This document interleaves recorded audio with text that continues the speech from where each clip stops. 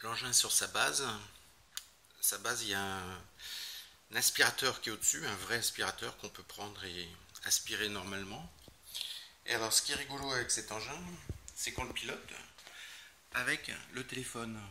J'ai scanné, enfin je lui ai fait scanner l'appartement. Donc là on a le plan de l'appartement scanné par l'appareil, avec des petits points qui sont les pieds des chaises, etc., etc. Et par exemple, je peux lui demander de tout faire, bien sûr, mais je peux aussi lui demander de faire une zone. Alors si je prends une zone, on a des trucs comme ça. Juste aller sur un point ou aller une zone, je vais lui dire de faire la chambre, par exemple.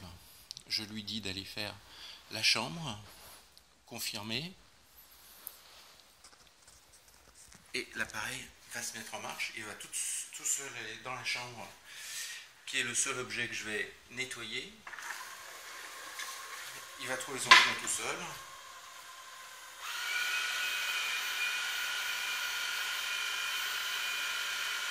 Finalement, c'est même, ça fait du bruit bien sûr, mais c'est moins bruyant qu'un vrai aspirateur.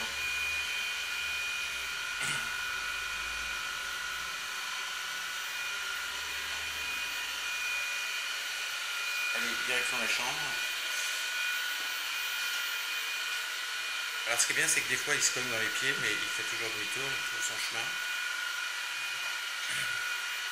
La chambre, c'est celle qui est, on voit la porte ouverte là.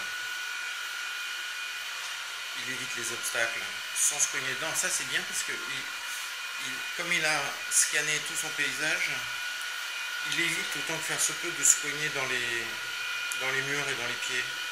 Puisqu'il les a déjà identifiés, il s'arrête avant.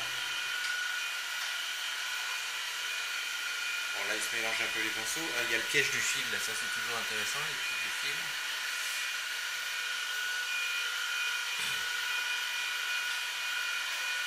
Bon, il s'est un petit peu perdu au passage là parce que la chambre il n'y est pas encore arrivé. Il faudrait qu'il fasse un effort.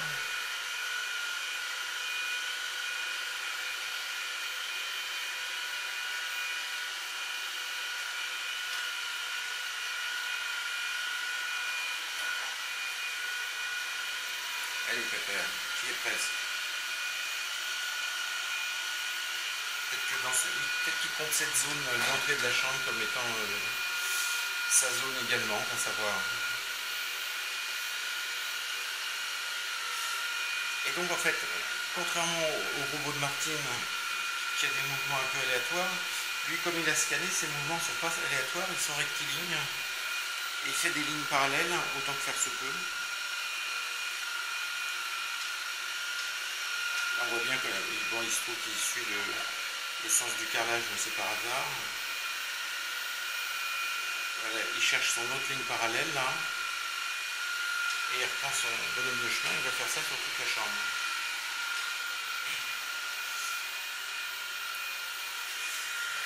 Effectivement, il sait passer sous les meubles.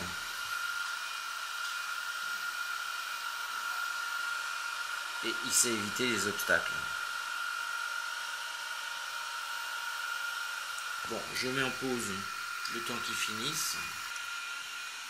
Pendant ce temps-là, sur le téléphone, on voit, si ça veut bien s'adapter, on voit où il est sur la carte. Donc là, il est revenu dans le début de la zone. Et puis on voit bien en blanc la zone qu'il a faite. Et on va attendre qu'il ait fini. Je vais remettre en pause pour reprendre à la fin. Bon, voilà, on arrive à la fin. On voit bien là le côté rectiligne, il a vraiment fait des parallèles tout au long. Là, il finit le dernier petit triangle. On va aller voir sur place ce que ça donne.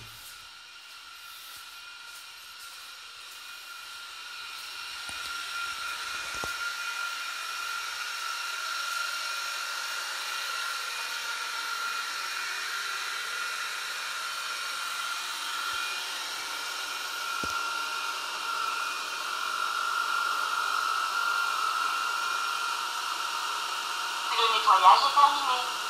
Bon, voilà, et maintenant il va rentrer tout seul à la base.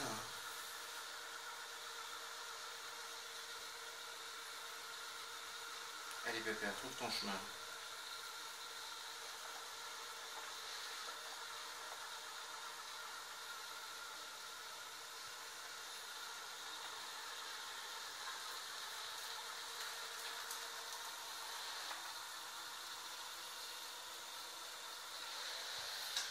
passe sous le lit.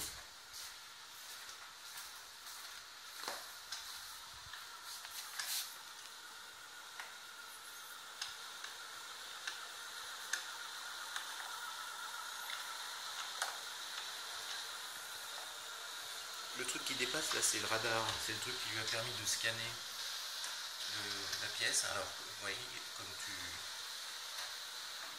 il évite réellement les pieds des chaises qu'il connaît sur son plan. C'est pour ça qu'il prend des virages bizarres.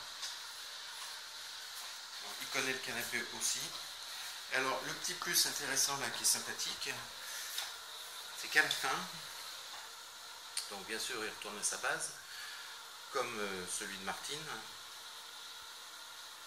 Mais ce qui est encore mieux, c'est que le gros aspirateur qui est au-dessus va jouer son rôle. Là, on voit la petite trappe qui est ici. Ça va lui servir à vider son petit bac dans le gros bac du gros aspirateur. Ça dure 20 secondes.